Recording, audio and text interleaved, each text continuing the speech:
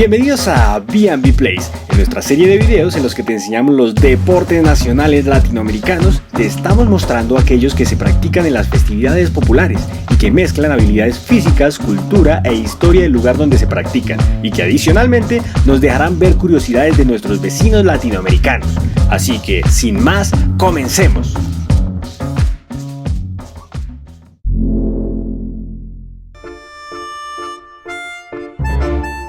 El habitante característico de las llanuras de Argentina, Uruguay y Paraguay, al igual que en las regiones del sur de Brasil, Chile y Bolivia, se identificaba por su condición de hábil jinete y manejo de las actividades relacionadas con el ganado vacuno y actividades afines. A este tipo de personas se les empezó a llamar desde el siglo XVII gauchos. Forma número 2 de decir vaquero en Latinoamérica.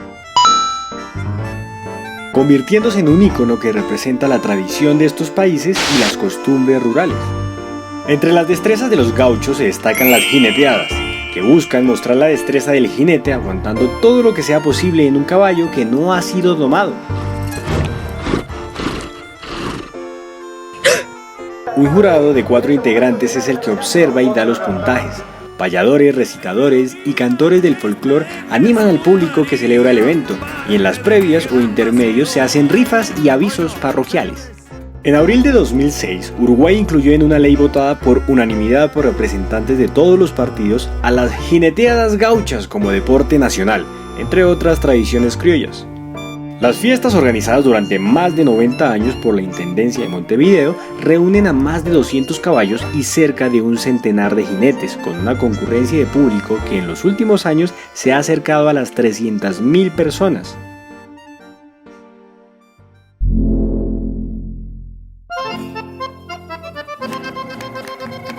Producto del aburrimiento de los soldados en los cuarteles militares de la época colonial, por permanecer en los recintos sin función alguna, se empezó a dibujar en el suelo de los patios canchas para lanzar objetos, lo que generaba una distracción que podía durar horas. El juego allí creado se habría mezclado con el tecún de los mapuches, un juego de tejos de piedra de diferentes tamaños y colores. Los nuevos jugadores lo perfeccionaron e incorporaron el cuadro arcilloso, la lienza y los tejos circulares de fierro. La rayuela consiste en lanzar desde una distancia de 14 metros un tejo metálico de un poco más de 1 kilo de peso, sobre una caja inclinada de 1 metro cuadrado relleno de arcilla, la cual está dividida por la mitad con una lienza tensada dispuesta a lo ancho de la cancha. Los jugadores que participan en pareja o en 2 equipos se van alternando los tiros y el tejo que quede más cerca a la lienza obtiene los puntos. Si le acierta la lienza, el puntaje es doble. Los puntos se van anulando si son iguales entre los contrincantes, por lo que los partidos pueden tener una duración indefinida.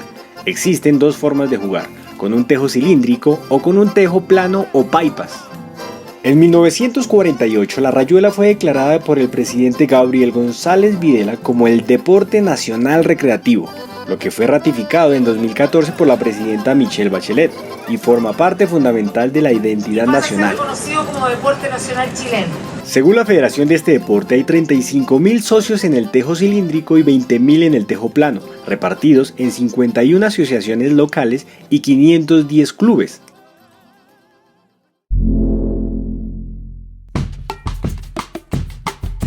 Los esclavos que traía Portugal desde Angola en el siglo XVI tenían rituales que combinaban lucha, baile, música y canto alrededor de un círculo. No queda claro si era una práctica que traían desde el territorio africano o si fue desarrollado en Brasil por sus descendientes que, con influencias indígenas, probablemente crearon una nueva forma de expresión artística y deportiva. La capoeira es toda una expresión cultural que se practica en más de 160 países. Se desarrolla en torno a la música tradicional de tambores, el berimbau y el canto. Mezcla la danza, el arte marcial, música, acrobacias y expresión corporal. La capoeira como arte marcial incorpora movimientos bajos, derribos, barridos, golpes de mano, suscripciones al canal, me gusteadas, golpes de codo, con rodillas, con la cabeza e incluso el manejo de armas tradicionales.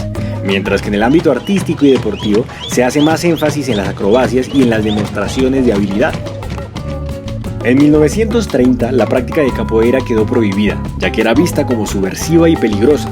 Pero 7 años después, el presidente Getúlio Vargas presenció en un evento al que se le invitó un acto del Mestre Bimba. Un practicante de este deporte quien le enseñaba con devoción y disciplina a un grupo de alumnos. El presidente quedó encantado y nombró a la capoeira como Deporte Nacional de Brasil. Y en 2014, la UNESCO lo declaró Patrimonio Cultural Inmaterial de la Humanidad por representar la lucha y resistencia de los negros esclavos en Brasil durante la época colonial.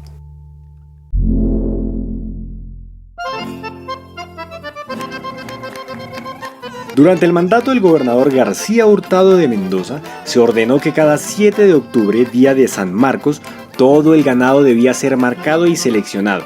En 1557, este rodeo se hizo obligatorio y se exigió que la labor de traslado a los diferentes corrales la hicieran jinetes en caballos extraordinariamente adiestrados. Estos jinetes, que en Chile se denominan huasos, Forma número 3 de decir vaquero en Latinoamérica. retiraban el ganado de los corrales y en la pista central debían demostrar todas sus habilidades para apartarlo y conducirlo sin ayuda de otros jinetes. Toda esta acción estaba reglamentada y los huasos más diestros fueron objeto de grandes honores y premiados por el mismo gobernador. Esta práctica dio origen al rodeo chileno, practicado en un escenario que lleva el nombre de Medialuna y que está dividido en dos disciplinas: las corridas de vacas, en donde dos jinetes guían a un novillo por un corral denominado apiñadero, para luego sacar al animal a lo que se llama la cancha. Los jinetes deben dirigirlo hasta un costado acolchado, donde el caballo debe permanecer perpendicular al novillo para poder cerrarlo o atajarlo. La segunda disciplina es el movimiento de rienda, donde caballo y jinete en equilibrio conjunto son sometidos a distintas pruebas. En ellas, la docilidad y la destreza del caballo sumada a la pericia del jinete son los componentes principales de esta prueba, que se desarrolla en todos los rodeos. Constituye un número tradicional que figura en las fiestas ecuestres chilenas. El rodeo se ha convertido en uno de los deportes más populares de Chile, tanto por su masividad como por la carga simbólica que ha ido adquiriendo a lo largo de la historia nacional. El 10 de enero de 1962 fue reconocido como deporte oficial por el Consejo Nacional de Deportes y el Comité Olímpico de Chile. Si eres de Uruguay, Chile o Brasil, ¿has presenciado en vivo uno de estos deportes? Déjanos saber en los comentarios si hay algún deporte similar en tu país. Y no te despegues de esta serie, porque pronto conoceremos deportes con influencia muisca, otras formas de decir un vaquero y nuestros favoritos del listado. Los links del primer video y el del próximo quedarán abajo en la descripción. B&B Place se despide.